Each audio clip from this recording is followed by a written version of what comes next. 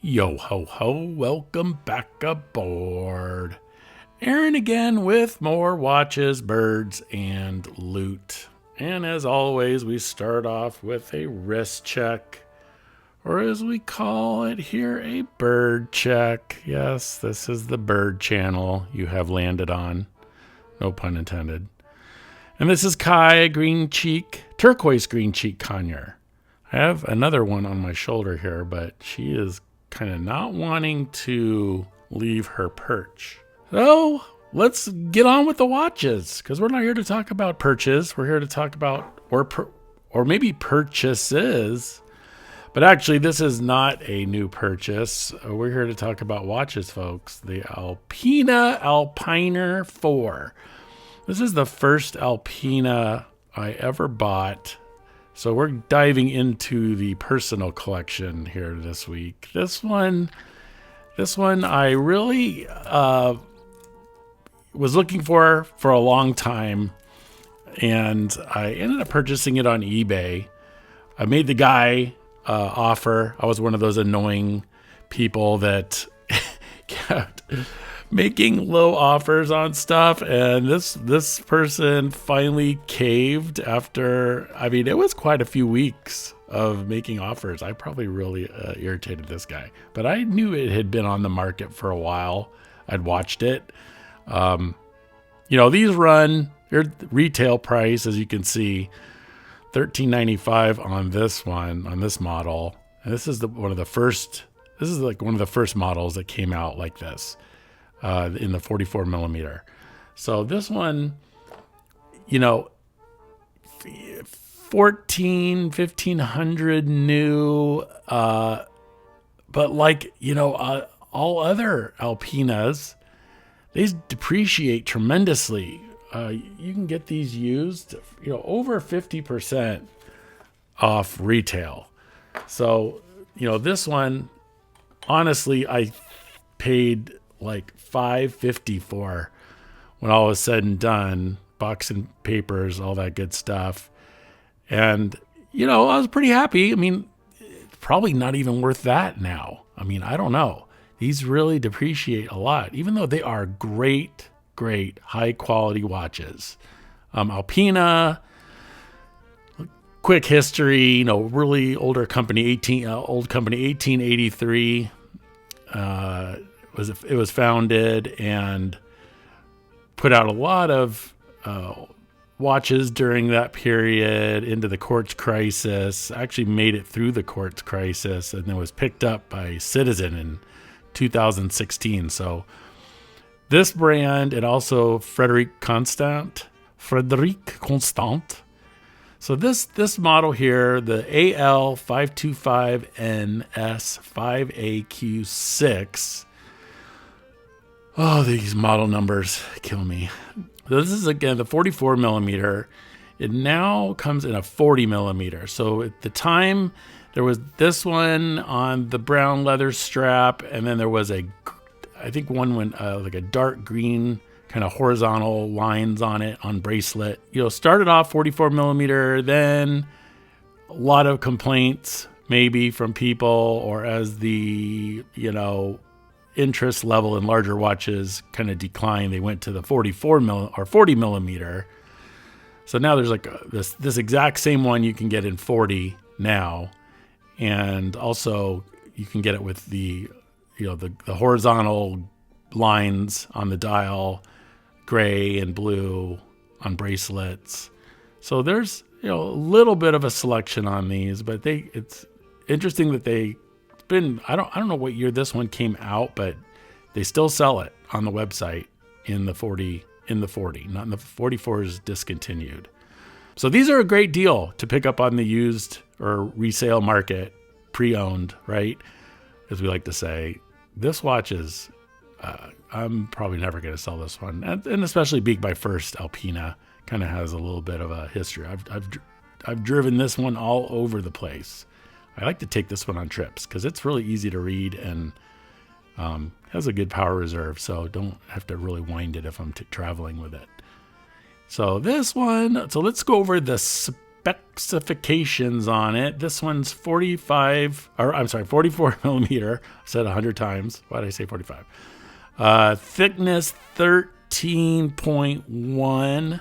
A lug to lug of 52 millimeters. So that's where this one gets a little tricky for a lot of people. Really nice, large 7 millimeter screw down crown. So gives it 100 meters of water resistance. Can never have enough of these. Does anyone not have a Pagani design towels? These rags are everywhere. Movement is a 4 hertz. The AL-525, Alpina's quote unquote in-house movement. It's basically based on a Sellita SW200. So excellent movement, and we'll throw it up on the Timegraphar in a little bit. Has kind of a dive watch vibe to it with the bezel. I still feel this is just kind of a tool watch. It's not a field watch, but it's not really a dive watch. It's kind of just an all-around. So bezel on this guy is 120 click bidirectional, so it goes both directions. Let's do a little Clicktickery here.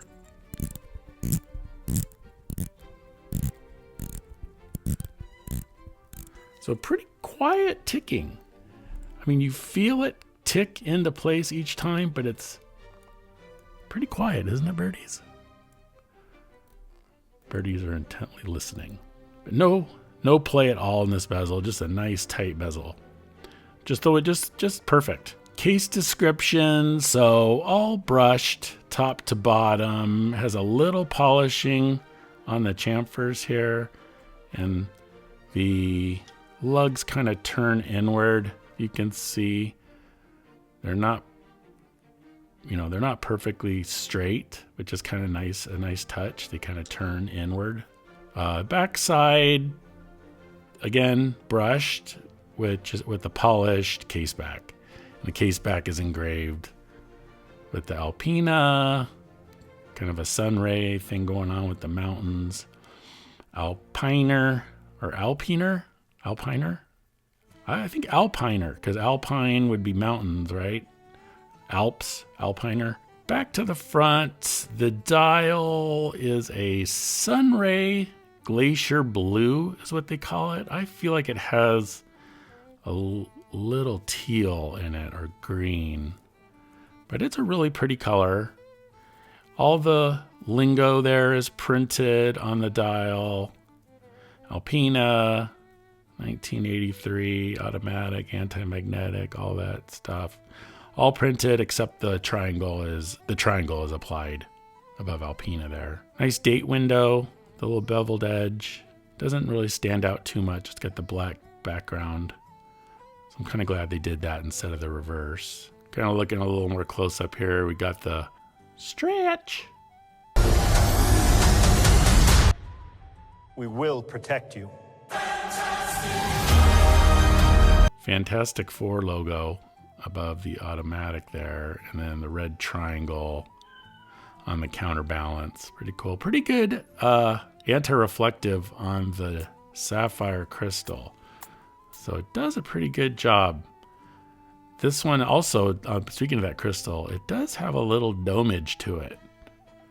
And that kind of, there's certain things on a watch you really just go, I just love it. I think that's what on this watch. This is what really gets me. This crystal, if it was flat, it'd be like a totally different watch. The domage on this is freaking cool. So back to the lettering on this dial. I usually don't like a lot of lines of text, but this is just perfect. I don't think they put too much or too little on here. I think it's, but the amount of dial you have, it might look a little vacant if it only had 1 or 2 lines of text. Onto the strap, it is a really fine quality leather strap. This is the original strap. I have not taken it off this strap, as you can see. I have worn it on this strap because it is so good. Usually I take stuff off the original straps and put them on different things. This one it's a rarity. I kept it on 22 millimeter. I didn't mention that. Tapers down to 20. Something here.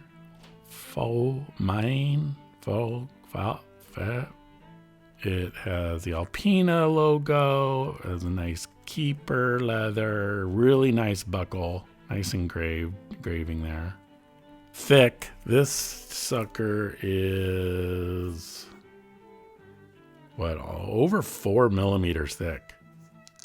Gosh, almost 4.5 thick. I mean, this strap, hard to beat, guys. So speaking of straps, let's take this outside. I'll put it on a few different straps just so you can see a few different options. So we'll start off on the leather strap. We already know what that looks like. It looks pretty awesome. Red FKM rubber? Yeah, I can see how this could work. I mean, it's got the red in the dial. Red, white, and blue. Red, white, and blue. And then the fake Epsom leather from Strap Habit.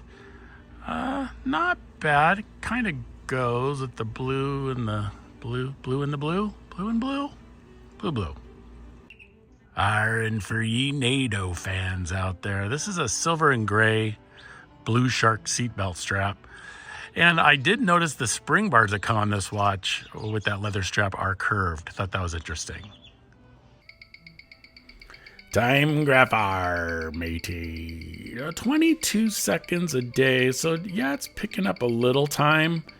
Not too bad.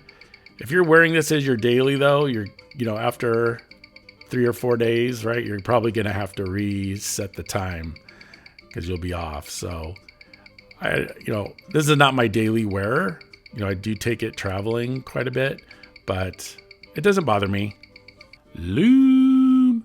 So if you're a Lume dude, this is probably not going to be the watch for you. When you first charge it, it looks great, but it's great, but then it fades off quite a bit.